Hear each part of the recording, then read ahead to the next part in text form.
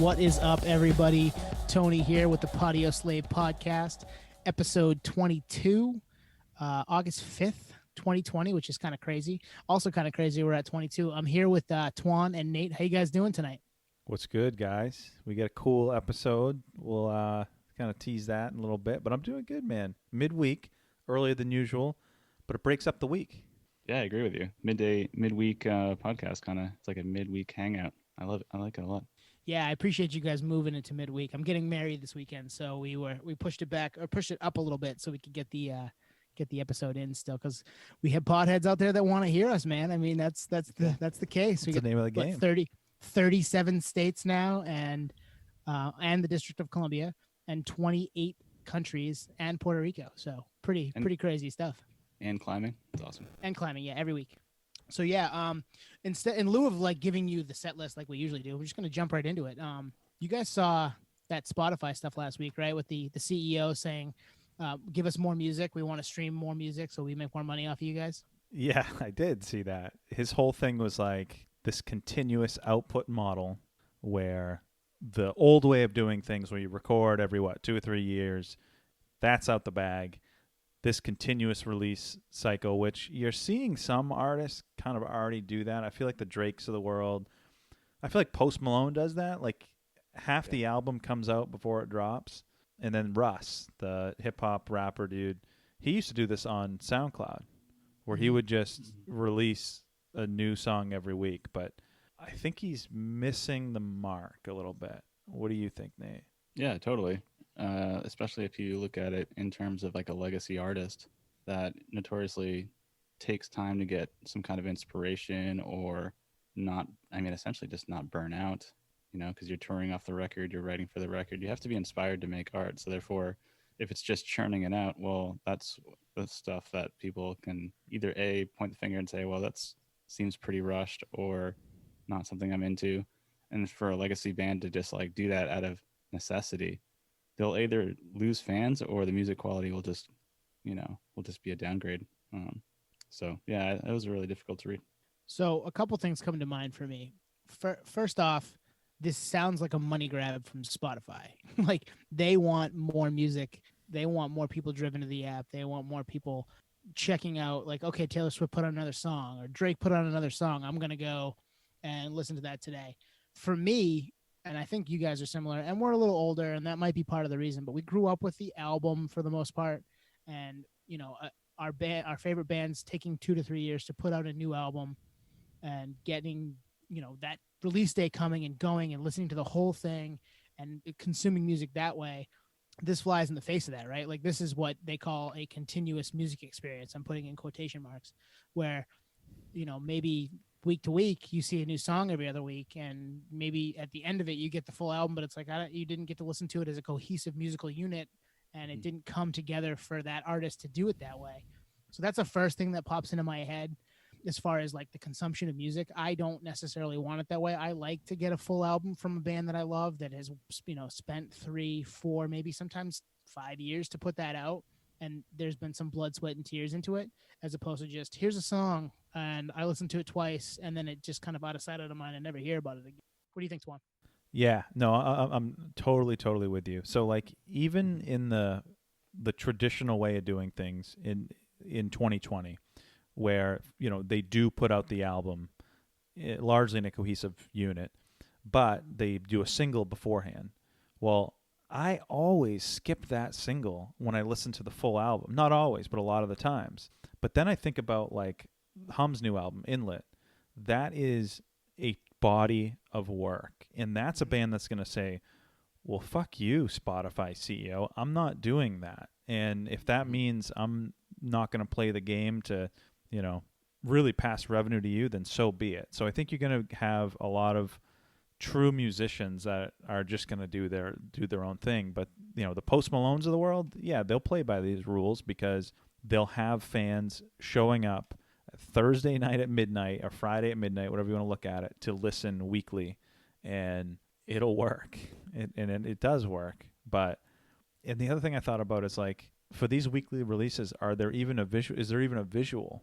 Because like back in the day, even a CD single had its own cover. Like, yeah, I think it's probably easier for the artist nowadays to put a cover on a single for a digital platform, but that physical media obviously is going to be, you're never going to see that in a physical form. Right. And we grew up with physical forms. We grew up with going into the record store, picking up a CD and buying it at the counter and bringing it home.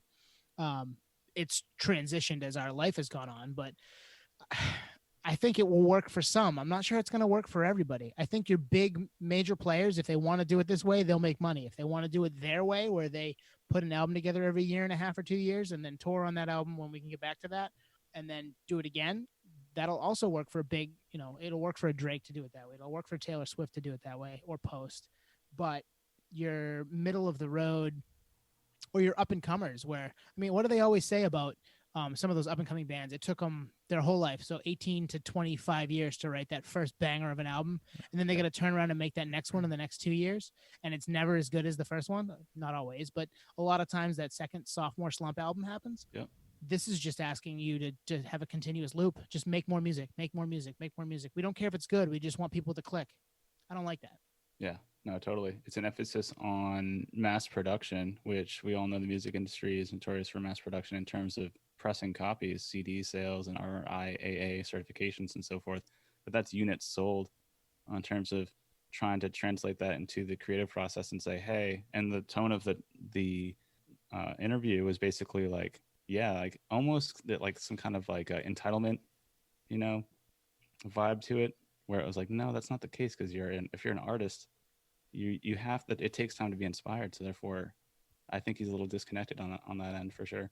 Yeah, I think at the end of the day, though, the sad reality is he is right. Like, he's totally right. Like, for you to thrive in this environment, and maybe it came across wrong, but he's right in that. For you to thrive in this environment, you're going to have to continuously put out music.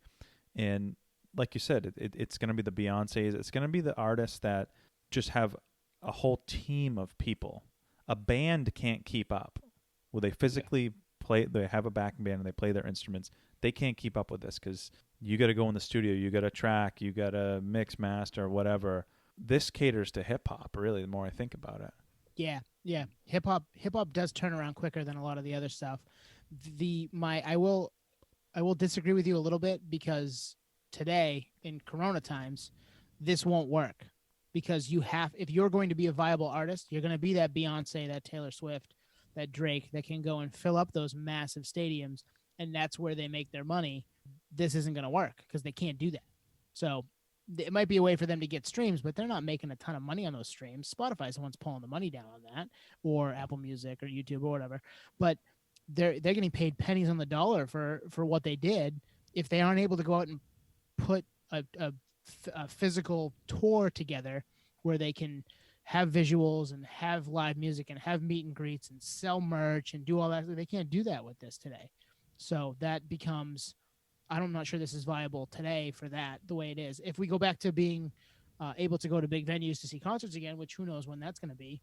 Yeah, you're right. The bigger bands will do better with this. Your Pearl Jams and whoever that has a set group of people together that can put all these pieces into play. But right now, you're stuck at home and you're making an album with somebody else over the internet, and you're going to put it on Spotify and maybe you'll stream a lot, but how much of that money are you seeing?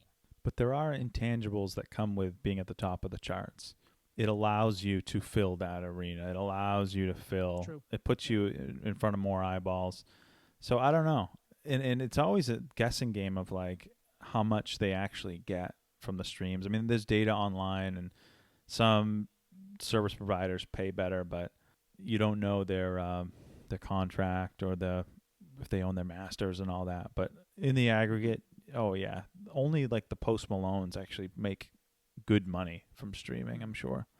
Yeah, and Post Malone's a relatively new artist, so it caters to someone that's independent essentially, and has been able to adapt to maybe this new model, or the new model that's pressuring people to churn out music faster. And it's like, well, yeah, you can for someone like Post Malone.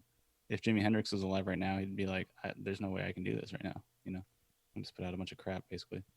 Yeah. So.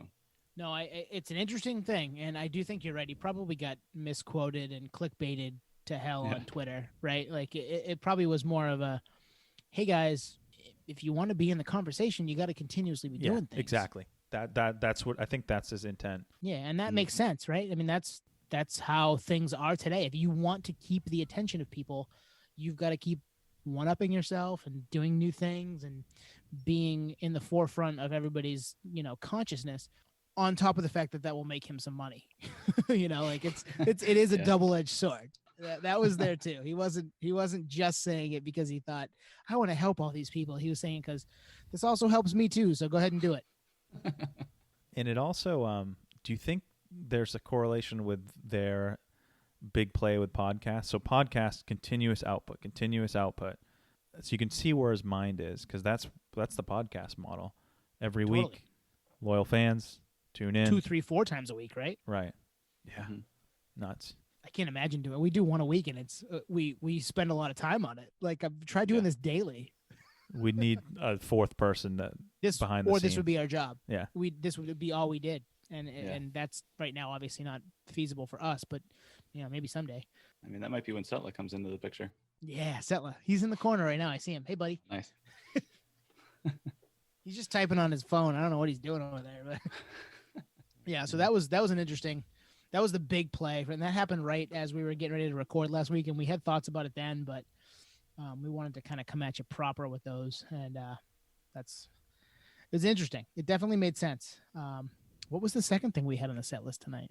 The second thing was kind of a piggyback from last week. So we talked about Port City Music Hall closing in Maine, and I think it was you, Nate, that you mentioned something about pressing. You mentioned pressing. A band could press vinyl or put out music to help support a venue. Well, this week we saw a headline. Yeah, a brewery in the UK is donating a portion of the proceeds to venue relief. And I think, was it tied to Frank Turner somehow, or did he just promote it? Or? He's the one that posted it. It was a UK brewery. I'll find it. But yeah, it was, there were portions of the sales were going to help the venues in the UK, similar to what we have here with the venue relief that they're trying to get passed in Congress. But this was just a brewery saying, hey, buy our beer, and some of the money is going to get tossed to that venue fund, because I mean they're probably taking a hit not having people going out and buying beers that way, right? So they want venues to open back up too. Yeah, and kind of just parlays into people are already buying beer. Here in California for the fires up in near Chico and Paradise, California, all the breweries, including Sierra Nevada, started kind of like a coalition to raise money for those wildfires, and is extremely successful because everyone is a beer lover, is also a lover of the woods in California state. So for music, I feel like that is a good play. It goes hand in hand. We were talking about beer and music collaborations in terms of just licensee deals. And so this is even more grassroots because it's helping keep the live scene alive somehow. The brewery, the beer is called Fight Back Lager, and it was nice. It was put out in 2017 to aid the battle for the survival of grassroots music venues anyway. So this was already a thing for them. So this goes hand in hand with what's going on today. So that makes sense. Wow, that's really cool. Yeah, I don't know how big the brewery is, but I guess, that doesn't even really matter. It's the intent. I just hope there's enough money to go around, because like you said, I know breweries in the States are having to get creative in terms of delivery and things like that to keep afloat. So I assume some of them can't even spare that. So good on these guys for doing that. And I'm sure every penny helps these venues. Well, and this just lends me to the thought where I should be able to order something online and have it sent to my house, no matter where it's from. I would buy this beer right now to help support independent music venues anywhere in the world, because it's such a passion of ours. I would love to be sipping a Fight Back right now talking about this story. Oh, yeah. But I can't, because it's in the UK and, taxes and tariffs and all that bullshit, sending stuff across alcohol in a boat somewhere to my house. That's hard. But someday we'll be able to do that. And we're doing it a little bit more nowadays. Like you said, Tuan, local breweries here, and I'm sure the same thing is present in California. They're delivering beers to houses as opposed to people coming to get it from them. So it's going to continue to do that. Yeah, the constant pivot and distribution is only getting better and better. Love or hate Amazon. I don't know if they'll ever be in a capacity to legally send alcohol, but if they did, that would be a game changer. I'm sure they're looking into it. But yeah, man, same. I mean, I remember, speaking of music collection and collabs and licensee deals, this is a little tangent off the side, but Foo Fighters put out a beer in Australia, and it was like a special release, and I tried to order it, and I even like, talked to the brewery directly, and they're like, "Sorry, man, we can't send it to you. I wish we could." I'm like, "Crap." So And you just wanted it as a fan. I would have bought it, yeah. Yeah. So yeah, it gets complicated, but good on them for doing that. Cool way to raise money. Yeah, no, I like these types of stories. If I'm still working and I can support these artists, I'm gonna do that, or support the venues and such like that. I'll do that. Yeah, totally. We have one more mini set list item right before we get to our segment Yeah. So it was an album anniversary. today. Was it today? Nice. It was actually today. So what's Yep. today? The 5th, August 5th, Yeah, 1997. 1997. 23 years old today. 311's Transistor. Nice. So Nate, you start need because I Nate. know you Yeah, ride I the need hardest. Nate on this one. You ride the hardest for this one, for this album. Absolutely, it's my favorite 311 album. Ooh, wow. I know it's bold. Scalding hot take. Trust It really me, is though. It's great. Well, there's a lot of good ones. Trust me, like there's a few others that are kind of top contenders with their. I won't even say because it's a future episode, I think. But Mhm.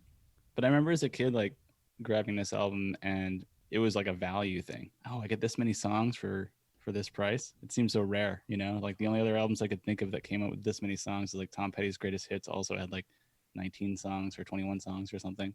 Transistor Tone, what is it at 17 songs? I think. Oh, is it more? I think it's more than that. Is it 20 17, or 19. 21? It's a long album.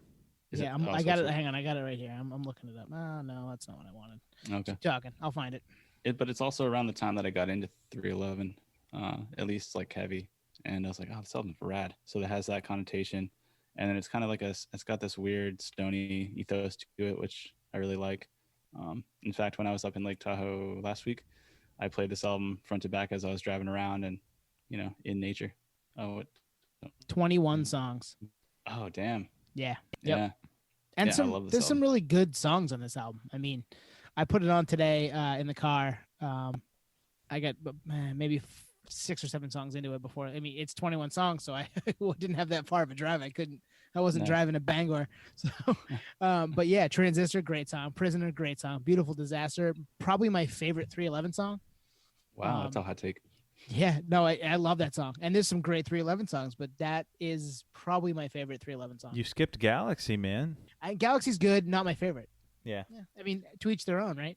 Yeah. And even Stealing Happy Hours to close out is a great song. Such a good song. Electricity, Use of Time. Electricity, yeah. Use of Time. Use of Time might be up there too, actually. Yeah. What was What I do you think, thinking? Twan? Yeah. So Oh, yeah, good call. self-titled came out 96, 95, 96. What year was it? 95, July of 95. July 95. So I got into them during that album. So I'm legitimately 10, 11 years old, super young. And this was the follow-up, correct? Yes. In 97. So I remember when this came out, I was probably 12 or 13. Didn't like it. It was super sleepy, especially the back half of it. And after this was Sound System? Yeah, yep. Yeah, so 4 years, maybe no, Sound System was 99, so a couple years 99, later. 2 years later. Yeah, so they go from this sleepy album, in my eyes, to Mhm. Sound System, which was super upbeat.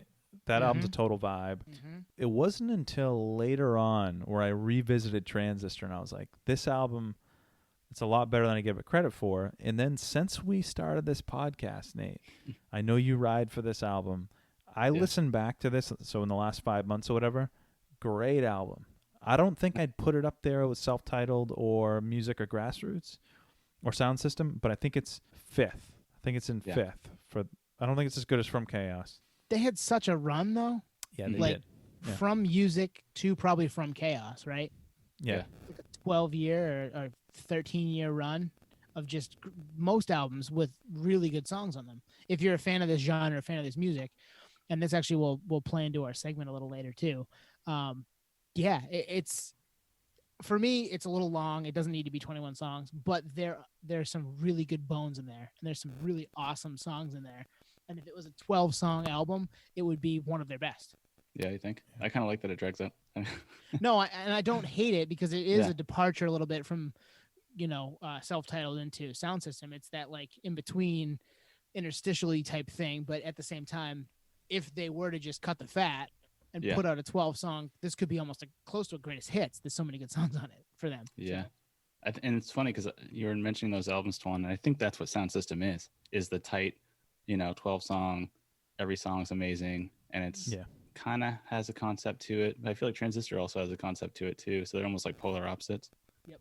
So when I said favorite album, I had like Sound System in my head. I'm like, Sound System's really good. So I don't know, could be tied, but they just had a great run. Yeah, they really did. And the imagery of the CD cover is perfect. Yep. Mm-hmm. It's so good. Yep. They were really good with that for a while. I mean, the imagery of music, that's kind of a weird cover.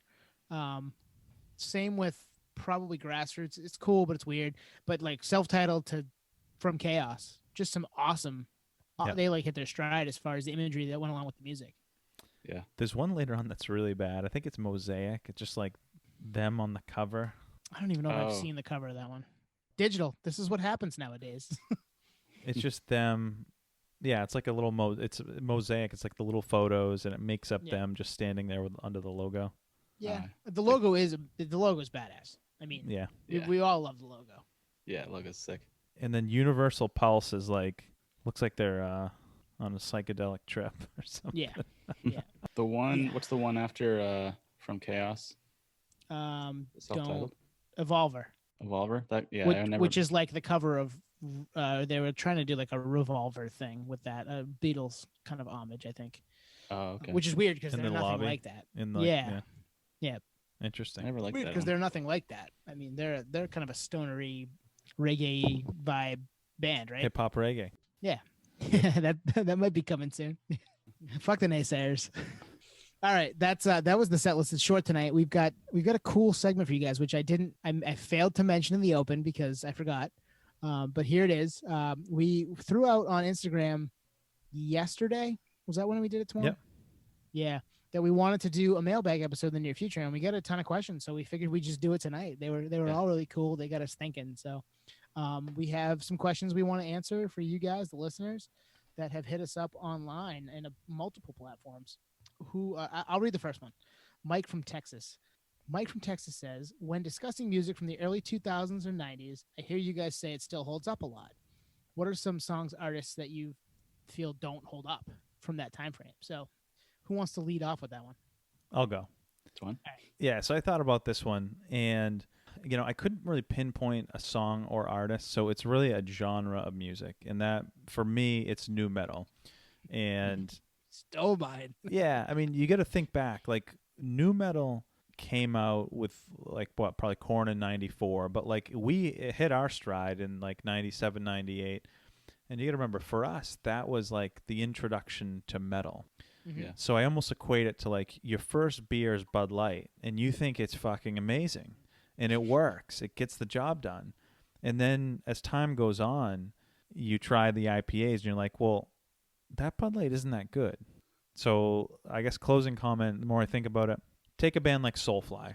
I think a Soulfly for me fits this question, Mike, in that you hear Soulfly when you're 13, you think this is awesome, and then like 2 years later you hear Sepultura, which features those same members, and you're like, well, this is way better. Why would I listen to Soulfly?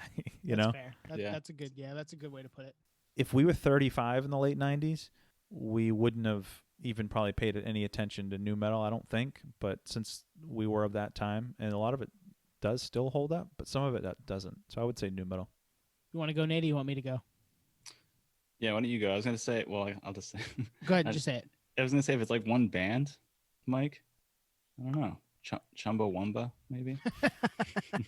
Yeah, that definitely doesn't hold up. Yeah. But when it came out, it was rad. I was like, this is awesome. But now I'm like, man, no, I don't know. I actually didn't like it when it came out.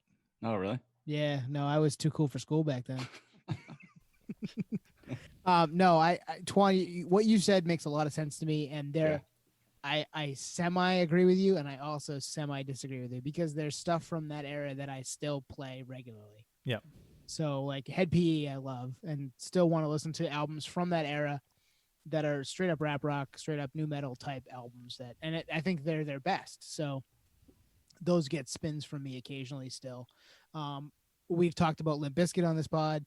I know for me, Significant Other and Hot Dog Flavored Water, which is a terrible name for an album. And there are pieces of that album that suck. There are songs on both of those albums that I still want to hear today. So maybe that's because I was, 13 when they came out. That's probably why. But you're right. I think if I was 30, if that music came out today, I'd probably be like, this is garbage. Like, why does anybody care that why is this big? Like, what are we doing here? Yeah. So yeah, you're probably right. It is probably that. And we're not shitting on nu metal because there's a lot of nu metal that we still like, and we still listen to bands that came from that era, maybe started there, that are still making music today that we still love. So it's not a complete dismissal of the genre, because the genre is great to an extent. There was a lot of industry plants back then. We've talked about how there's a lot of music and money in that music back then, and a lot of bands that came out of that were not very good. So what do you think, Nate? No, I agree.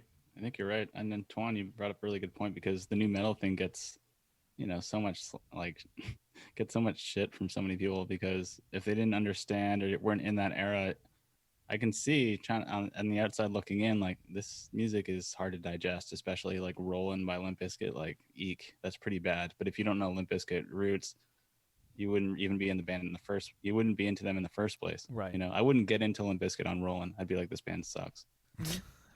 So in terms of what doesn't hold up, I think I can pinpoint songs.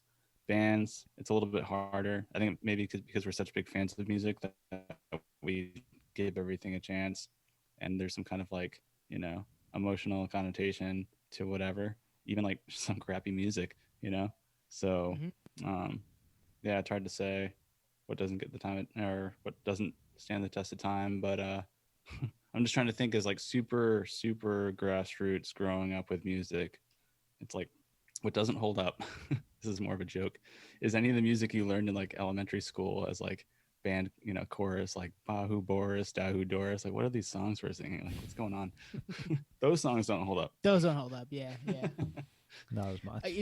Thinking about this question just right now, in more in depth, while you guys are saying things about it too, it makes me think, like, I don't remember a lot of what didn't hold up because I didn't come back to it. So yeah. I bet if I went through my music library on iTunes and pulled some songs or artists out, I would find some stuff that I was like, yeah, I don't ever touch that again. It's been years since I've listened to that.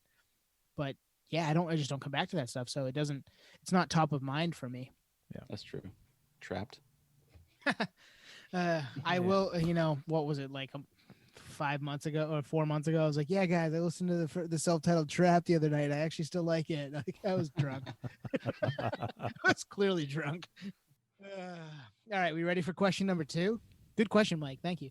Yeah, I'll get us going on this one. So this one comes from Ted in Michigan. He actually sent in 2 questions, so we'll start with this first one.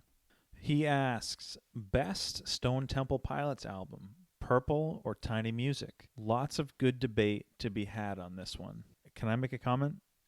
Yes, because I think you're going to make a similar comment to me. The best Stone Temple Pilots album isn't either of these. It's Core. Is it Core or 4? Yeah, 4 or Core. I think you could have an argument for both. But we'll stick to, I guess, these 2. So, Nate, do you ride for Purple or Tiny Music? I think I'm going to go... I was listening to both albums today, and I'm like, oh man, they're both so good. And I agree with you, Tuan and Tone. Sorry, Ted. I don't know if it's their best. But I think I'm going to go Purple. Okay. Yeah. I think for me, of these 2, it's probably Purple. There are songs on Tiny Music I love, though. I know. Yeah. But if I had to pick of these 2, it's Purple. Tuan, you said Core, right? Core, yeah. See, I actually like 4. I think 4 is better than people give it credit for. Oh, hell yeah. Yeah. I mean, I'm not saying it's their best album, but people there, you could say, what's your favorite Stone Temple Pilots album? And you're going to get Core, you're going to get Tiny Music, you're going to get Purple, and you're going to get 4. You're going to get those from everybody. Yeah. There are just people that are going to pick those. So for me, it's probably Purple. It's hard, though. It's very hard. Vaseline's such a great fucking song. And Interstate Love Song is obviously iconic for them. Mm-hmm. Big Empty, another great song. Like, there's just, yeah, it's tough. It's tough to not pick Purple. Yeah, out of these 2, Purple gets the nod from me. But I will say, my sister, a couple years older than me, so she was probably 13, 14 when Tiny Music came out. She got it like right when it came out, and Nice. I remember listening to it, and it had Big Bang Baby. That was the Yep. lead single. But didn't critics dog this album? They did it first. They did, yeah. Yep. So I think that almost kind of turned me off on it. I haven't listened to it in years, so maybe I should revisit it. But my first inkling is Purple out of these two. If I'm reaching for an SDP album, and these are on the shelf, it's Purple. But I do want. I'm with you. I want to go back and re-listen to Tiny Music because I loved Big Bang Baby. I loved it. Yeah. No. There are some good songs on there too. So it's probably worth revisiting for those. Yeah, all the singles are good. Lady Picture Show, Tripping on a Hole in a Paper Heart. Yep. Tripping on a Hole, Paper Heart's a great song. Yeah. So that's a tough one. That's a good one, Ted. That is a good one. I listened to Core recently, and I thought to myself, some of these riffs could be off a Rage Against the Machine album. Core's great. I mean, Core is the first album I heard. The first album most people heard. What were we? 93 that came out, maybe? 92, 93? Yeah. It was 92, yeah. 92, yeah. I mean, we were 7, 8 years old. Like that's. Yeah. But I remember that being. Those are albums that you found when you were that age if you could get your hands on them. We had a buddy of mine growing up his dad was big into alternative rock and had like Tool's Enema, and we had Melancholy and the Infinite Sadness as 10-year-olds, and we had this Core. We had Tragic Kingdom by No Doubt. Like we were listening to music like that when we were 8, 9, 10 years old. Core sticks out for me for that one, and Core is probably their best album. Yeah. I was just looking at the track list, and it's like Naked Sunday on Core is actually my favorite STP song. So no matter what, Core kind of obviously has a place because of that one song and just the whole album, but that song's badass. Well, we just had an album anniversary on the Instagram, or a show anniversary, Nate, that we saw them at Hampton Beach in 2011, so 9 years ago this past weekend. Mm-hmm. And they had a big live stream event with nugs.net where they play Core live. They did, I think, this past weekend, and they put the shows from or one of the shows from that weekend in 2011 on nugs.net to listen to. So that was pretty cool to hear those things again and see them still.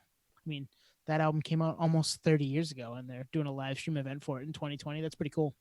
Yeah, it was cool that they chose, out of all shows, the Hampton Beach Casino New Yeah. Hampshire show. We were so close to not going. Yeah. Yeah. Nate lost the tickets. Nate, what you walked down the street to get something at the store, and the tickets fell out of your pocket? They literally literally fell out of my pocket. Yeah. And so when it was time to go to the show, I was like, oh my God, I don't have the tickets. So I was going to pick you up, yeah. And you were like, dude, I can't find the tickets. And I was like, you're fucking with me. So I retraced my steps, and they were just on the ground where I had walked by. I'm like, wow, I was fortunate. But you had called Ticketmaster and everything. Actually, you know what? So to make it feel a little bit better, I called Ticketmaster, and they said, don't worry about it. If you lost the tickets, go to the venue, and they'll print you new ones just based on your confirmation email and everything. Which so is you're actually, and this is 9 years ago. That's pretty badass. yeah. So Ticketmaster, we can give them one nod for that. The only nod they get. But we would have been able to go to the show. And Hampton Beach for us is like an hour away, so we didn't want to drive all the way down there if we couldn't get in. Yeah. We probably, although knowing you, Nate, you'd have found us a way in. I would have got us in somehow. Back door. That was a great show. That was an awesome show. And in fact, in the write-up, we said that was our last time seeing Scott Weiland with STP, which alludes to obviously him leaving the band, or getting ousted of the band, and then seeing him solo before he unfortunately passed away. So yeah, we saw him in Portland with his band, and the Wildabouts. Yeah, and he was not as good, in not as good a way as he was he was with STP. Like, yeah, it was a different situation altogether, unfortunately, and we all know how that ended. Mm-hmm. All right, dour note. Let's move on to the next question, huh? I was gonna say Ted's is a 2-part question. Oh yeah, you want to listen? What, you got that one, Twan, or do you want to do it, Nate? I'll say it. I'll say it. Yeah, this is the second part.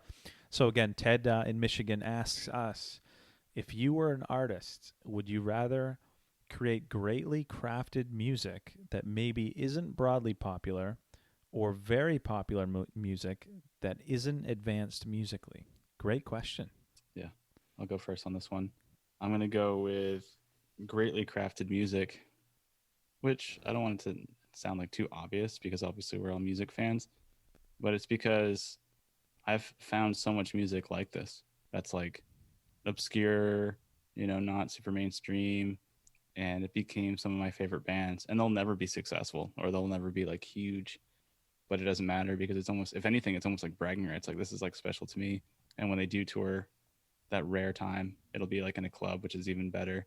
So for me, I mean that's hard. It's a loaded question because speaking of the Spotify thing, like you still have to make ends meet. So, but even with that, if you're doing it for the craft, I think I would have to stay true to my roots and just say, hey, yeah, I'm just gonna do this, even though it sounds, it's not gonna transcend to the mainstream audience, but I'm willing to take that sacrifice. So My answer is depends. And what it depends on is where I'm at in my career and my age. If I'm young, I'm going to have that attitude, Nate, where it's like, fuck the major label. I'm never selling out. But at some point, you may get to a point where you got to realize that you need to make ends meet if that's what you want to do for a career.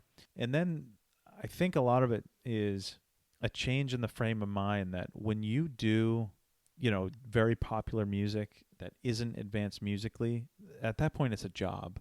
You're filling a role. We always talk about industry plants where like they're music actors. So you need to separate it. Like I think there's still a way to keep your ethos and your roots and whatnot, but you almost have to be upfront with it. Just be like, here's my sellout album, or I'm an industry plant. I don't know. That's just me personally. This is a tough question because yeah. I think again, if I'm 22 and I'm doing it, I'm bearing my soul on my music. I want it to be musically superior. I'm not worried about it being mainstream or bastardized by whatever machine it gets put into. Then yeah, that's me. At the same time, as a 36-year-old man that's worked in the rat race for 15 years, you got to make ends meet, and you got to put food on the table and pay for that roof over your head. So I don't fault the people that have taken the check. You know what I mean? Yeah. Like I'm not anti that at all. But at the same time, I think if I had to lean one way, I'd want to be critically acclaimed versus the person who sold out and said, yeah, they were good, and then they sold out, and then I don't want to hear them anymore. I think that's part of what we're doing here. Honestly, if I had to, and this is going to be very full of ego, just because I think we do a good job here, and I think we talk about music in a different way than anybody else I've listened to, and I've listened to a lot of podcasts. We're doing it our way around our regular jobs, and we want it to be what we want it to be. So I think we all do kind of fall in that camp of we're doing it the way that we want it to sound, and it's crafted the way we want it to be camp. You know what I mean? Yeah, no, that's a good point. I mean, this is all out of passion. So that's what, if I were to go the music career route, I think it would have to be the same. So, and it's a dicey question, Ted, because asking that question today, versus asking this question 15 years ago is a different landscape too. So luckily you're asking it today. So it's, a little bit more viable. So you can do both like we're doing, and still maybe see some success based on the fact that we can get this out to the whole world through the internet rather than rely on or hopefully sign to a major. I'm putting it in context of a recording artist, whereas now, someone like Post Malone is self-releasing his music. So yeah, I don't know. It's a really good question. One band that came to mind when I was thinking the craft, which actually got fairly large, is the XX. I remember telling you, Tone, about them. Yep. It's in like I think top five favorite bands, which is a huge statement. They were like small time little indie band from UK, and I just liked what they were doing so much that I became like a huge fan and liked everything they did. And it was obviously different than a lot of the music that I like, but that kind of music is like so out there. I'm like, man, I don't know if anyone's gonna really like this, but I dig it. And they actually became huge, and like they're like one or two below like the headliner at Glastonbury and stuff like that, and went from playing small clubs to when they came here to California, they played like the Forum. Luckily in San Diego, they played a theater, but they got to the place where they could kind of do both And I think that's where that my question stemmed from, is like, well, they did it. And that's just one example of a band that was like, we'll do it, we'll just do it and see what happens. And they made it. So I feel like the cream rises to the top. And as people that appreciate music, we know that, there's a chance. But yeah, it's complicated. One more thought on that, which is, if you are a band that does the former route, which is the greatly crafted music, and then you do go the popular music route, it depends on the artist, but some can seamlessly do that. But what makes me still respect them is when you see them live and they play back catalog shit. If they don't play back catalog stuff, it's like, fuck you guys. Like, in it for the paycheck. Yeah. I think you guys mentioned Green Day last week, or, you were expecting Insomniac and you got, like Boulevard of Broken Dreams 13 times or something. Something close. Unfortunately, and I loved that band growing up, man. I wanted more. I wanted more. So good question, Ted. That one makes you think. Yeah. And I think for me, it depends on length of time in the game and age. Yeah, it depends on that way for all of us, right? Yeah. All right, Nate, you got the next one? All right, question from Instagram user P-Luck. His question is, what's a concert that you maybe got forced into going to, but ended up having a great time and became a fan of the band? So this one might surprise some, but I was not a big fan of Dave Matthews Band at all. And then I saw them live and understood what they were doing and became fascinated with their drummer, Carter. And now I love the band. I've seen them tons of times live. I have their vinyl. I have a lot of their stuff. And I think they're a fantastic unit, songwriting, musicianship, and everything. But I did not like them before I saw them live. So that would be, for me, Dave Matthews Band. When was the first time you saw them, Nate? It was 2004. So was that down at Tweeter? Yep. Yeah, you went the night after I did, I think. Yeah. Rob. Exactly. Yeah. Yep. I was into him a little bit before that, and this is just tangent because we're talking about Dave Matthews, but I saw him the night before at Tweeter, and I remember being super stoked to see them, being blown away by the show. Carter is amazing, but they were just such a tight band, and they were like at the peak of their powers in 03, 04, 05, whatever. And I remember you guys going the next night, and at the time, you could go on their website, and they would post songs as they were coming up on the set list. So I remember being in my bedroom watching the set list you guys were getting and like listening to it as it happened on my computer. Nice. Trying to be there with you guys. Like that was my first ever, like I'm digitally at a concert with my friends. I remember that. Yeah. I think you were texting me like, oh, you got that sure song. I was. Sweet. Yeah. You got songs that I didn't get because they played different songs every night because they care, which was really cool. So not to tangent too much there, but yeah, Dave Matthews is a good one. Do you want me to go next or do you want to go, Twan? You go. Queens of the Stone Age. Nice. For me. So we saw them, Nate, that we've talked about this, I think, briefly on the pod in the past. We saw them in Boston.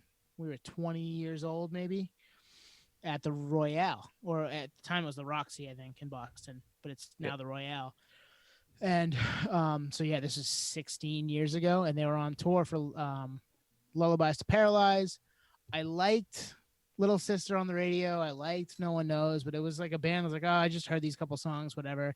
Like I've heard them a million times on rock radio. I don't care a ton, but okay, yeah, I'll go check this band out because you guys are into them. And stood there and was blown away by the show. And then Nate had been trying to get me into them all along, and I finally was like, yep, I'm gonna pay attention now. I'll throw some music on and listen to them, and they become one of my favorite bands. So. Go to that show if your friend says, come to the show with me when we get to do that again. That's a good one because I know how much you are into them now. Mm-hmm. All right, so I thought about this for me, and I haven't been really forced to go to a lot of shows like over the years, but I guess a couple that stood out are in the same genre, and they're actually more recent, and they're country shows. Brett Young and Chase Rice, two different shows. And I'd heard the names, and my wife likes those, so she plays them around the house and stuff like that. But not really thinking much about it. Went to the shows. Great live, great live. I haven't really checked them out on record after that, but if they came back, I would go and not feel forced. Country shows are fun. Country Yeah, shows I would are say fun. going to country shows it's a blast. I've seen Zach Brown a couple, 2 or 3 times. But like people enjoy those shows. People that you talk about a metal crowd being into a metal band. It's very similar with country. Yeah. Like people drink the Kool-Aid and they're really into the lifestyle. They're really into the, tailgating and going to the show and being part of a family. Essentially, it's very similar with country music. And I've seen that live a couple times where it's been really cool to see that. I mean, music is just a great equalizer, right? Like everybody just they want to have a good time and be outside and listen to music. So it works with country, it works with metal. And country fans don't care what anyone thinks of them, which Right. in a lot of more niche genres, there's a lot of that where it's But so those are the first two that came to mind, and I would definitely go to country shows again. Yeah, it's a good question too, Parker. Thanks. It is a good question. I think I'm kind of tallying up everything that we're all saying, and it's like I think we're all realizing that we've never really been forced to go to a show. Yeah, no. We're always willing, willing to go to a show. Yep. Parker should know that, right? He follows us on Instagram. We've seen how much stuff have we put up there. All right, am I up for the next one? To go to Insane Clown. I wasn't forced to go to Insane Clown Posse, right? On that few episodes back, but I went. You went, yeah. And like I would, if someone said tomorrow, "Hey, there's a live show down the street. It's ICP. Do you want to go?" Yeah, I do. Yeah, actually. I do. It's music. I'll go. When do we leave? Let's just Are fucking you picking do me this. up? Yeah. You're driving, right? I want to get drunk. All right. Alicia from IG has our next question. She says, this is a great question. I remember reading this earlier today. How do music charts influence what you listen to? And how much do you feel what an artist does or doesn't do influences that? So for me, the first part is the big one, right? How do the charts influence what you do or listen to? When I was 15, the charts were huge into what I listened to because that's what got played on radio. Yeah. And we're now 36 and it's 35, 36. It's much easier to find whatever you want to find, and you find things differently that way. But when we were 14, 15, you got a lot of maybe legacy songs on the radio, rock radio, whatever we listened to, but you got a lot of what was popular in the moment, and that was your only way to find music. So charts were big when I was 15. Charts, not at all now. I would say I might pay attention to them because things get mentioned. And I've always had a rule. If somebody tells me, check this out, I'm like, okay, I'll file it away. If I hear it from another source, that means I need to check it out. I think I'm right with you, Tone. 100%, because it's like, I never really paid attention to the charts. But at the same time, like if you're listening to the radio, well, that's the charts, at least like the peak hours and so forth. So I think by fault, maybe I was following the charts, but I never like looked at the charts like, ooh, I should check this out based on these metrics. Because a lot of the music that I found was always, someone's record collection or the radio. Mm-hmm. So they're almost like polar opposites. Well, depending on what the artist is in the collection. But I think I'm in the same boat. Yeah, I think for me, if I look at this question verbatim, how do music charts influence what you listen to? In 2020, not really. However, it's interesting. So like the metalcore band, the Acacia Strain from Massachusetts, been around for like 18 years. They just put out a new album last week and it charted on the Billboard 200 on like 87. And I'm like, my mind was blown. Like this 20-year band that's been grinding, they crack the 200 and then I'm suddenly impressed. But otherwise I wouldn't care because it's so curated. It's so a product of the machine, but at the same time, I'm so impressed when an independent or an underground artist can get in there. I guess that's when that's when it would influence me, I guess. Yeah. So you also were already paying attention to them though, right? Yes. So you were just like, okay, good. Other people are paying attention. Yeah. Like that made you feel point. like, yeah, these guys are awesome. And now other people are taking notice, right? Yep.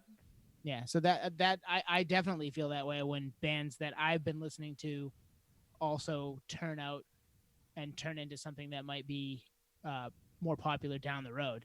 Like, oh man, yeah, I found them, or I've been listening to them for a while. Finally, other people are paying attention. So that might be why you felt that way, and that makes sense. The other thing too is Spotify charts. I'll check those out, like the top 50 tracks in America or whatever in the U.S. and it's all hip hop nowadays. Like literally, it's It all really hip hop. is, yeah. And I will check that out to like, see what's out there. But it's more curiosity and not like I'm never looking for new music. It's always like, all right, what shit's popping now? Yeah, why is this big? Yeah. How is this big? Why is this big? TikTok. That's probably why. But yeah, that's a different story for a different day. The second part of our question was a little more. How do you feel the charts influence what the band does? Right. Correct. Or So, the artist. Yep. yeah. So I think it definitely, when we were younger, it definitely was a big deal. They were trying. A lot of bands are trying to write a hit. So they get on rock radio or get on whatever genre of music they were in radio, so they would get more eyeballs and ears and whatever. Nowadays, you're throwing it into an ocean. So Yeah. unless you've got some big backing from somebody who will promote you, it's tough. Like, I'm not sure the charts are necessarily why people are making music today. Yeah. It's all about nowadays. It's all about going viral. It's all about having that like repeatable, catchy, like honestly, if you had a hip hop song and the hook was like "I got money, I got money, I got money" or something like that, that would go viral on TikTok. If there's a dance for it, especially. Yeah. So it's like, and actually, I'm sure that translates to Spotify charts too. So I'm sure it's all intertwined. Artists definitely pay attention to it. I mean, that's their bread and butter. That's their moneymaker. Tone, something you mentioned just made me think like it could for sure influence the songwriting. When you think about like movies that you go to see, and directors will like take out scenes to get it a PG-13 rating rather than an R, so they sell more tickets. Very similar. So it's almost like a Will Smith, like I'm not going to swear on this album, so I go platinum, and that album did very well for Will Smith, Big Willie style. Yeah, but I mean, Eminem blew that out of the water, right? Exactly. Yeah, that was groundbreaking at the time. But and Eminem rips on Will. Yeah. Will Smith doesn't have to cuss in his records, the raps to sell records. Well, I do, so fuck him and fuck you too. Great question. Great questions. Yep. I do think that the charts thing has changed, and it depends on what you're trying to do. It really does depend on what you're trying to do. If you're trying to put music out there, and it kind of fits into Ted's question from Michigan, right? If you're trying to make something that is for you and is critically acclaimed, and you're not worried about charts, so you're not worried about commercial success, then you'll do what you want. But if you're worried about the charts, then you're going to try to make it hooky. You're going to try to make it something that's going to get picked up virally or have a dance to it or whatever. So that makes sense.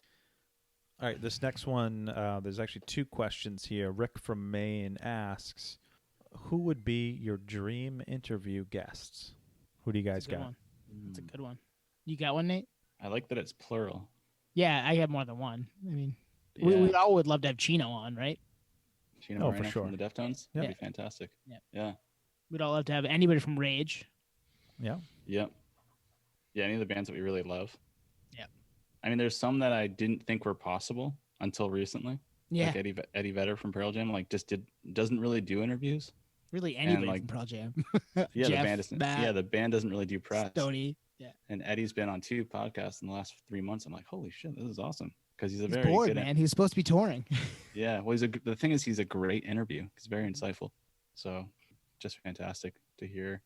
So Eminem would be a big one. I think we would all absolutely like talking to him about what he went through to make music that turned into this massive, massive media situation when we were very impressionable as music fans.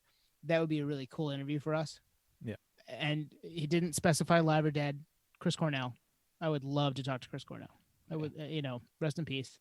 Would have been an awesome person to being in 2 bands that we absolutely love, members of Rage, and then obviously being in Soundgarden, seeing both bands when he was alive on tour with Audioslave and with Soundgarden. That would have been a fun one to talk to. And coming up in the, Seattle grunge era. Yeah. Get it direct from the source. And we got it from Lance, from the photographer. So to get it from the artist himself. I love Lance. Lance is great. I can't even remember if I told you guys this story that I did a fake interview with Cornell backstage at the Irving Plaza in New York City. That might be through text. I've seen the picture. Yeah. I've seen a picture of you and him, but you did a fake interview with him? I don't even know what that means. It was a very almost famous moment. Yeah, we snuck backstage at Irving Plaza in New York City. post show meet and greet. Didn't have the meet and greet pass. Got there anyway, or backstage anyway. And then I think I was like last in line, so I basically like jumped in line. And then they were like, "All right, meet and greet's over," and I somehow like finagled a way to say I have an interview scheduled. And that's why that's why the photo's in a dressing room. It's just me, him, and his manager. So I just made me think that when you said that tone to interview Cornell, because I actually did, but it wasn't real. That's great. That's amazing. That's an amazing story. I didn't know that. I've known you for fucking 25 years. I should have saved that for a segment. Oh, yeah. Shit. So for me, the first person that came to mind, and this, I'm saying this person not for the obvious reasons, but Henry Rollins, not because I want to learn about him. I mean, his whole life is on display. I have probably 12 of his books on my bookshelf. Reason I picked him is he's such an egomaniac, self-centered, stubborn dude that I would want to see what type of interview us collectively could get out of him. That's fair. If we could like push some buttons in a positive way to make him vulnerable, or I don't know. He's just, there's some good stuff if you go on YouTube, but then there's some others where he's just like, he's got a wall between him and the person he's talking to. He's just out. But I'd be curious to see how we would do with someone who would fight us with every question. Yeah. That and that's gonna happen. Yeah. I think at some point. It hasn't happened yet. We've had great guests. We've had been very, very, very fortunate. Everybody we've talked to has been super cool, and it's been a blast to do those.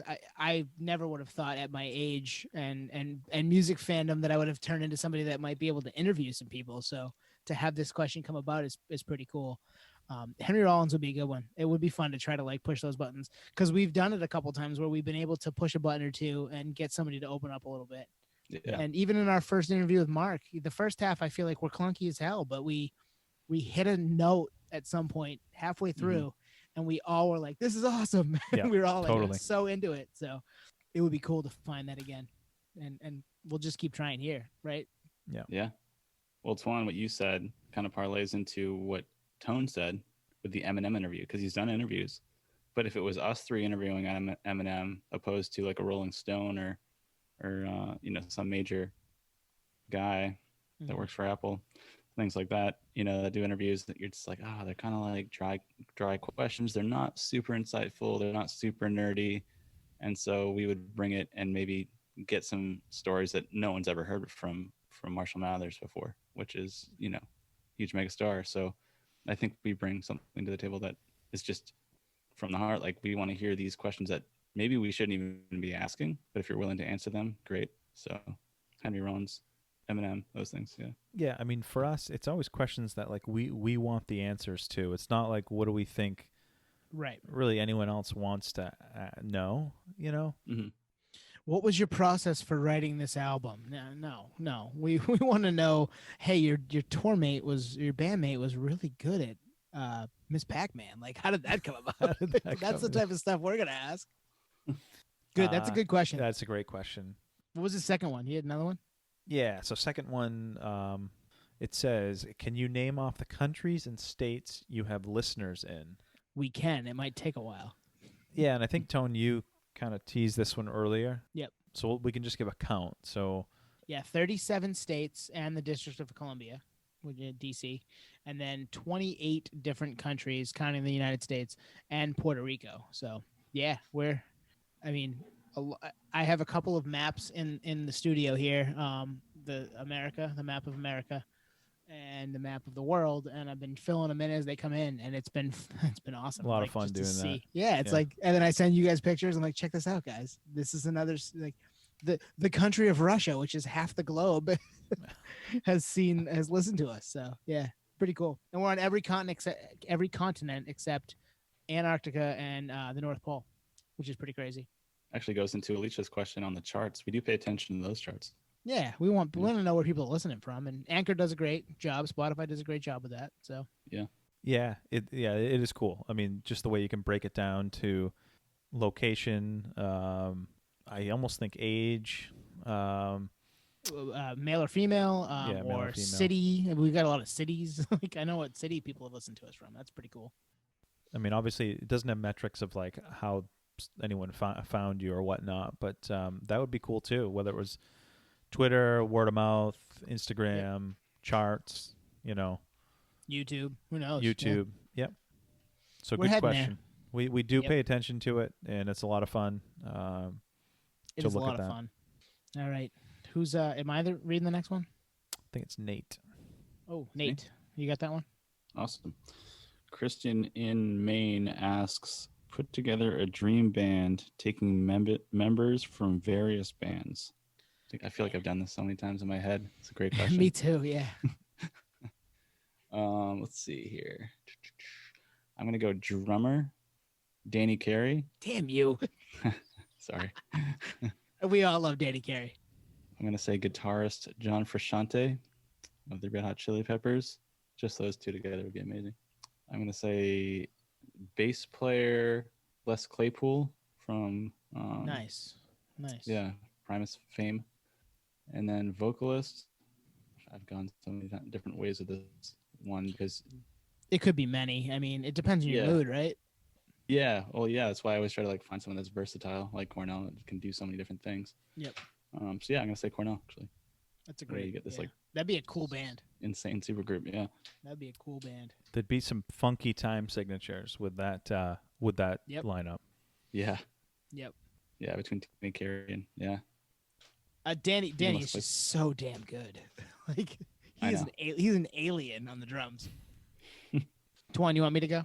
Yeah, you go. I would have also taken Danny Carey, but shit, I'll take Max Weinberg. Nice. Yeah, I'm gonna throw Max Weinberg in there from the E Street Band.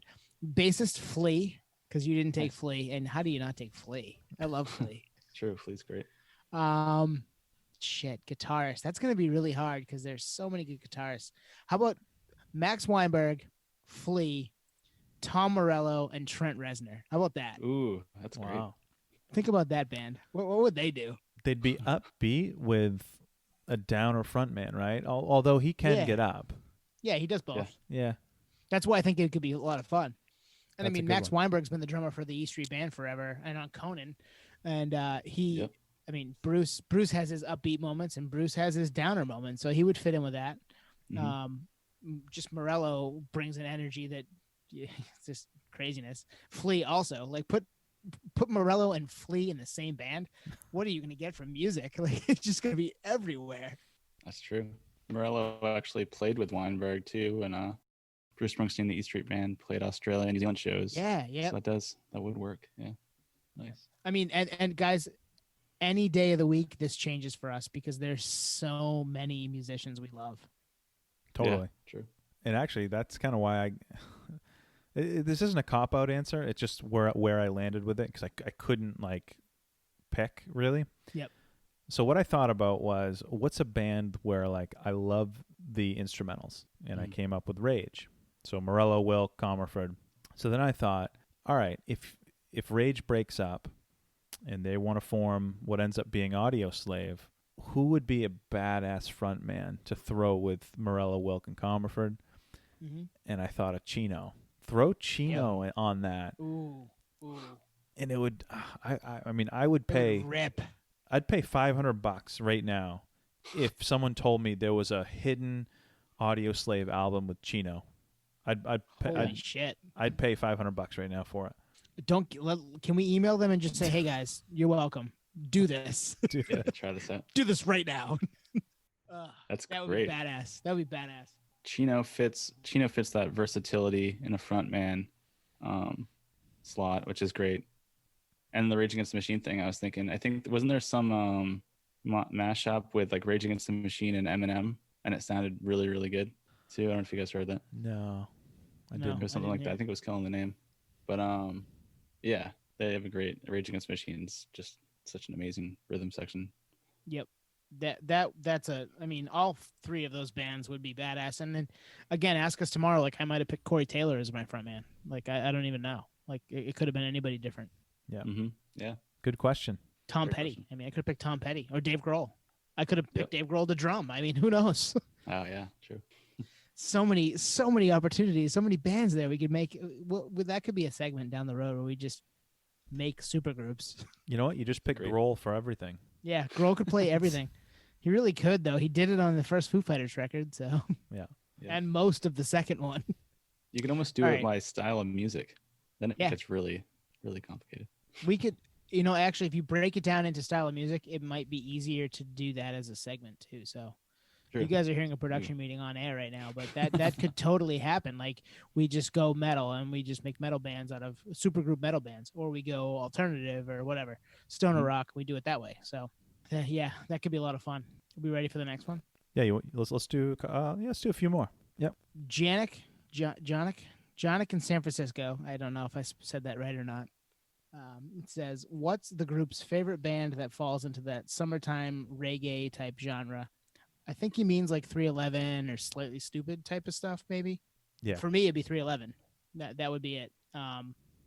I was listening to Transistor today in prep for tonight, and I had all the windows down, was blasting Transistor or Prisoner, and it's like, this is friggin' awesome. Like this, it's 90 degrees out. This is a summertime. I feel like the sun's going down. I should be at an outdoor venue, and they should be breaking into this guitar riff right now. Yeah. How about you, Nate? I mean, San Diego is like notorious for like this style of music, right? So before I even moved here, actually, when I lived in Florida, I got into Slightly Stupid. So you just set it tone. I feel like that would probably be the one, at least like initially. There's a lot of other ones, Iration, like all sorts of different bands, Sturdy Heads and stuff. But Slightly Stupid, I've been a fan of longer, and they're from Ocean Beach, San Diego, which is kind of a homage to SD. There's a ton. I think that one would be the one though. Slightly Stupid to start. We saw them, Nate, right? They opened for Atmosphere in Boston. Oh yeah. Wow. Yeah. We like tooled around Boston for a day. We did that a couple times actually. We tooled around Boston for a day, then saw Atmosphere or whoever. For me, I think the Sublimes, the 311's the obvious pick, and then you have Revolution. Are you familiar with them? Yeah, I remember throwing them on Spotify, like Outback Grilling last summer. Revolution Radio on Spotify. I'm not too versed in this genre, in like the modern stuff, like Slightly Stupid and Dirty Heads. I don't really know too much about them, but Long Beach Dub All Stars, you could throw them in the mix. Sublime's a good one though. Yeah, because they fit that, and it felt like outdoor summertime vibes when those songs came on. Mm-hmm. So that works. Good question and very topical, given the summer right now. All right, I think we got a couple more, and they're from our buddy Chip. Yeah, want me to get into this one?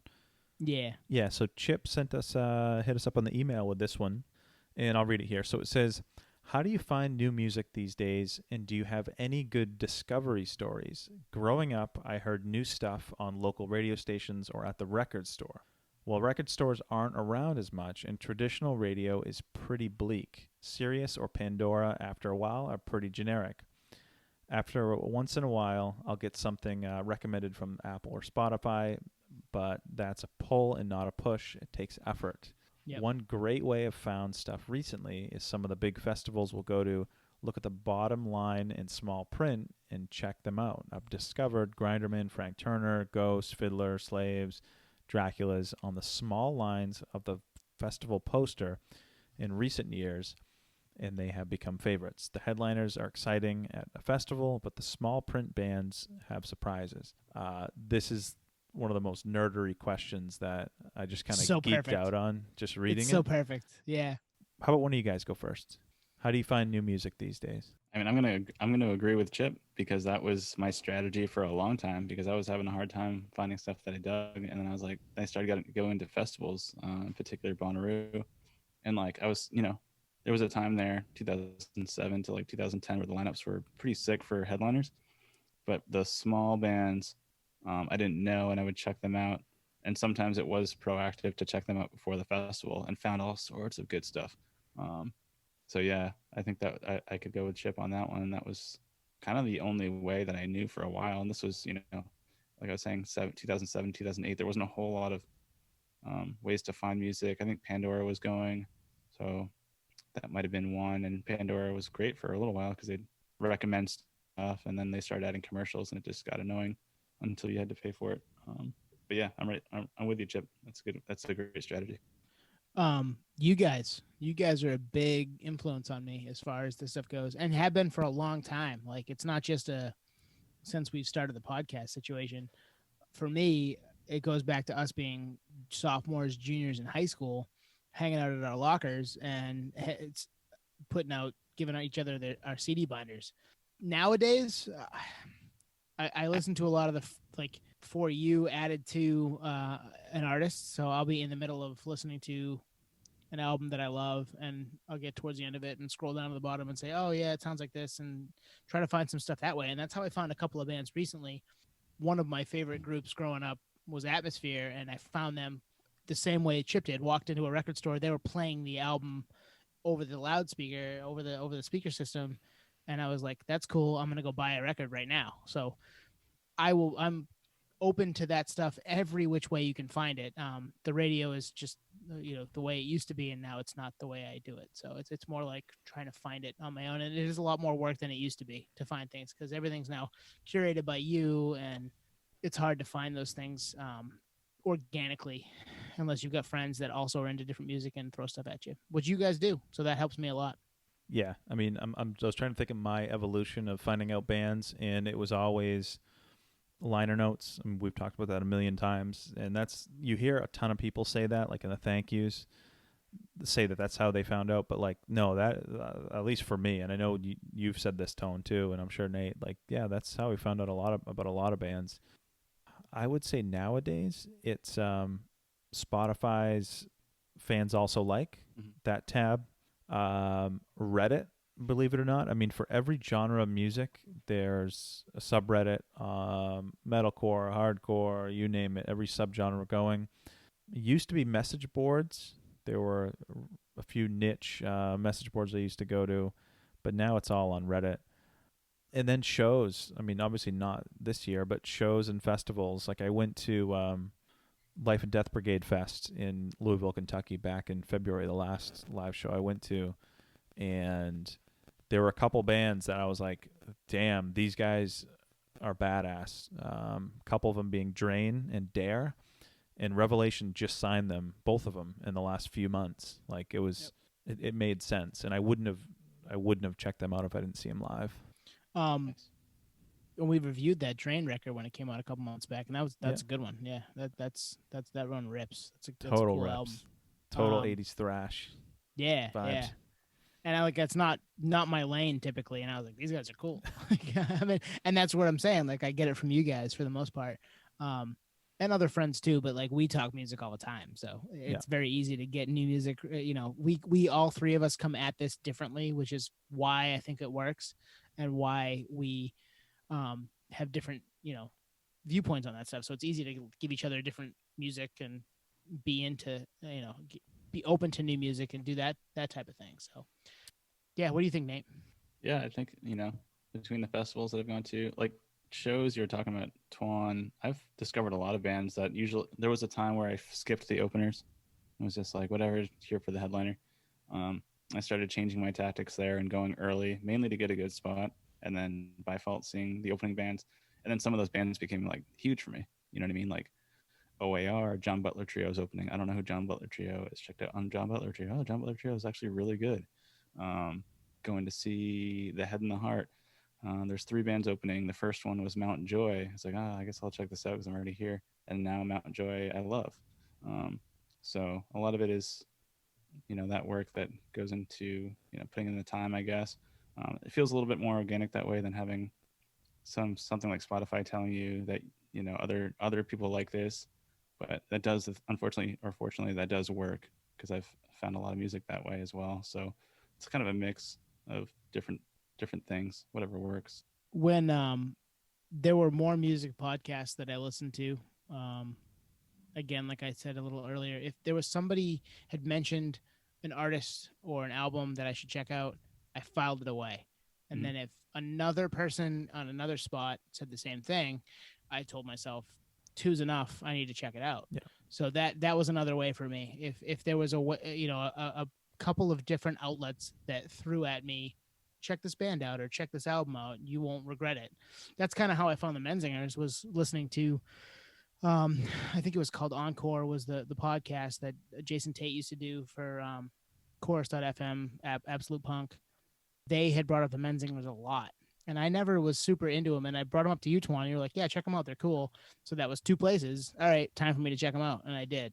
So that was kind of my rule for a long time, and it still is. It's just there's less music podcasts out there today that kind of scratch that itch for me, I guess. When Nate was talking, like Tone, your head went right where mine was going to go, which is a lot of the music news sites. So like Chorus FM, which was Absolute Punk, or the PRP, or Lamb Goat, or Revolver, any of those. I mean, some of those have more mainstream artists, but you can find some gems, especially when they announce like tours. Yeah, and they show the opener. You're like, okay, I know the headliner, I know the second band. Who are these other guys? Type of thing. So even if you don't go to the show, you still see that you have eyeballs on the band, and sometimes I'll check them out. Yeah, it's true. Becomes like a name brand recognition type thing. Yeah. Well, all it takes is a song or two, and you're like, "Yep, I'm in. Let's go. Yeah. Let's listen to more stuff." Great question. It's a two-part, I think we have time for one more question, maybe. Yeah. Yeah. There's another one from Chip. Yep. I'll close us out here. So Chip says, the listener ends up imagining what the podcaster looks like. Help us out. Who are your band celebrity lookalikes? Or maybe better, which character on HBO's Silicon Valley do each of you match? Maybe not in looks, but in attitude. So do we want to take it the first question? Band celebrity lookalikes. Yeah. All right, so who do we think Nate looks like? Doug Robb from Hoobastank. I would say Doug Robb. We did talk about this pre. That's why I didn't just come up with that. Nate, yeah, a little bit. Not totally, but a little bit. It's happened. I would say him. And then if Zach from Rage cut his dreads. Nice. And then there's almost some like Brandon Boyd Incubus early on, maybe. Yeah. Something going on. I mean, if you're going to be Doug Robb, you're also going to be Incubus. Yeah, right away from Incubus. Right? Oh, man. I was wearing a Linkin Park shirt, and someone thought I was Mike Shinoda. So actually, like, I see that now. With the right facial hair. I do see that a little bit. Right? Yeah, I do see that. Yeah. So if you combine Shinoda, the dude from Hoobastank, Zach from Rage if he cut his dreads, and Brandon Boyd from Incubus, you'd have Nate. Yep. Nice. I don't. We couldn't come up with anybody for me. I have no idea. I can't really pinpoint it. Yeah. No. So Twan, Jason Schwartzman. That's what I said. So I've gotten that over the years a lot, and it's if you do a Google image search on Jason Schwartzman, he looks different in every photo. So there's only some photos where but he was in Phantom Planet, so that's where the band element comes in there. I don't know if many people know that, but it would need to be. I didn't know that, and it would need to be the right photo because you don't really look like him. But like, I could totally see if the photo was correct and the lighting was right. Someone saying, "Oh yeah, you kind of look like him." So that makes some sense to me. I'll send you a photo where it's like dead eye. Yeah, but I sent you one of our buddy earlier, and we talked about City and Color earlier today. And you're like, who's the buddy? And I sent you a picture, and you're like, I sent you the one photo where they look the same. The rest of them, they don't look the same at all. Yeah. But the one photo where they look the same, I was like, this is the one I'm talking about. You're like, yeah, that makes sense. I don't know who I am. I don't know. You want to move on to the which Valley. Person in Silicon Valley might you be? Because we could probably give you. I might be half Ehrlich Bachman. I don't even know. Yeah, maybe when you have long hair, right? Yeah. Well, the hair's gone. I had long hair. I had hair. 2 feet. I donated about a year ago. Wow. So I actually took one of these earlier today. Which Silicon Valley character are you? And it came back with Richard Hendricks. Yeah. So he's the main character of the show and the socially awkward CEO. See, I don't think you're socially awkward. Yeah, me neither. No. I mean, you do have a couple of things that fit that, but you're not socially awkward. You wouldn't get up in front of a crowd and puke like he did every time. Like that's not you. For sure. I don't think there's anybody in that show that's Nate. Yeah, I don't know. I've actually, to be honest, I've never seen the show. So, and Twan, we talked about it in pre. Your music taste fits Guilfoyle. That's. I'm actually taking another character quiz right now. Oh, do it. Nice. This is live for you, Chip. It's 20 questions though. Oh, Jesus. So you guys keep post- talking. Post the end date at the post the end thing at the end of it. I'm not even like, I guess maybe I'm a little Ehrlich Bachman. I don't really look like him. I do think he's funny as hell when he's not off his meds. But yeah, I don't know, man. Like, I don't even know if there's anybody in that show that we resemble per se. But yeah, it's Yeah. You have to go It's tough. different TV show. Different TV show. yeah. Chip, send us another TV show. We might be able to give you one next week. Home Improvement. Jonathan Taylor Thomas, right here. I actually saw. Is it T.J. Miller? That's the actor. Yeah, you I saw him at Port City, right? Port City, yeah. So Yeah, he I did was so two. bummed. He did two back-to-back shows, and the opener was his wife, and she was kind of out there, but he was so funny, and I guess He's funny as hell. yeah, he's super funny, and I guess the second show, he ended up buying everyone in the audience a shot, and that's like when I was at Port City, like it was probably for Nice. a comedy show, it was probably like a 300 or 400 cap realistically. Yep. But yeah, he bought everyone, I think, a whiskey shot. So I could see that. Awesome. I could see us doing a live podcast where we did maybe 2 sittings of it, and the second time, me being like, "Fuck it, let's buy everybody a shot." Like I could totally be that guy. Yeah. That would be Oh, me. yeah. Yeah, I would do that. Like I'm drunk enough. Let's get everybody a fucking shot. All right, so the quiz is done. So Chip, here you Nice. go. I am Guilfoyle. There Oh, it wow. is. Yeah, there it is. You don't look like him, but you have the same music tendencies. I would agree. So the little commentary says, you are an expert at your job. You're witty, salty, and a Satan devotee. No one messes with you except Dinesh, and he'll live to regret it. So that's Yeah. spot on. Yeah. Oh, Yeah, man. I would agree. Yeah, we don't have a Dinesh. Do you have a Dinesh at work that does that to you? Well, that was a good one. That was a good one, Chip. Yeah, it makes me think. Like, I want to know. I want another TV show to like put us up against to see if we could find that too. Yeah. It's kind of That'd fun. be great. Yeah, the questions can keep on coming in. We have more that we're not going to get to tonight, right? So Yeah, yeah. keep the That's probably questions good for coming. tonight. We're hitting the. So if we were Seinfeld, Nate would be Kramer. Yeah, throws the door open at the last second and comes Yeah. in, like slides in on his socks. Yeah, yeah. I'd probably be George. Yeah, I'm not gonna lie. Twan would be Jerry. We don't have an Elaine. We don't have an Elaine. Sorry. So that was fun. That was We great. we'll definitely do that again. Probably not for a while, but Yeah, we get hopefully some fun stuff lined up in the next couple of weeks. So I got to get through this weekend and hopefully get married and have that go off without a hitch. And then we'll be back at it next week. Yeah, you'll be a different man next week.